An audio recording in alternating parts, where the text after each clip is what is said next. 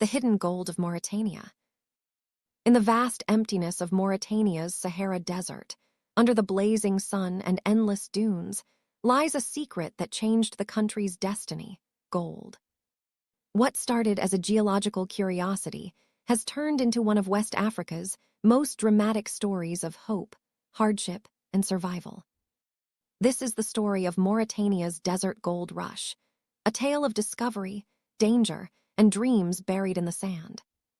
Gold was first discovered in Mauritania during exploration missions in the 1990s, when scientists studying the ancient rock belts of the Sahara found traces of precious metals near TASIAST, in the country's north.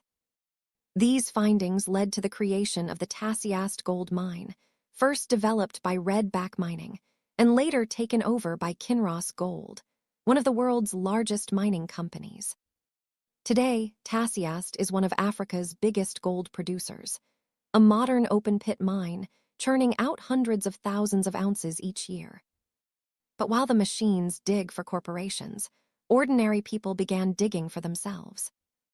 Across the desert, thousands of local Mauritanians joined what became known as the People's Gold Rush. Armed with only shovels, pickaxes, and metal detectors, they began searching the sands for hidden veins of gold. They dig narrow shafts, sometimes 20 meters deep, without protective gear or advanced tools. It's backbreaking work, hours in suffocating heat, inside unstable tunnels carved into dry, fragile soil.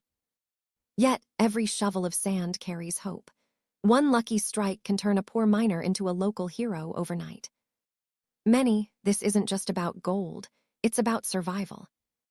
When gold-bearing rocks are found, the next step is to refine them.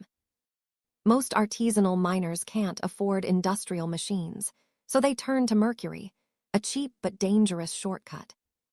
They crush the rock into fine powder, mix it with mercury to bind the gold, then heat the mixture over open flames. The mercury evaporates, leaving behind small beads of gold and clouds of toxic fumes. This process contaminates air, soil, and water, and endangers the miners and their families. But despite the risks, it remains the only practical method for thousands who live far from modern facilities. Deep below the desert floor, tragedy is a constant threat. Mines often collapse without warning, burying workers alive. Rescue efforts are difficult. The remote desert, the lack of equipment, and the shifting sands make it nearly impossible to save those trapped. Yet, even after deadly accidents, others return to dig again. Because in Mauritania's desert, gold is both a blessing and a curse. Still, the rewards are enormous. For industrial miners like Kinross, gold exports bring hundreds of millions of dollars in annual revenue. For local diggers, even a few grams can feed their families for months.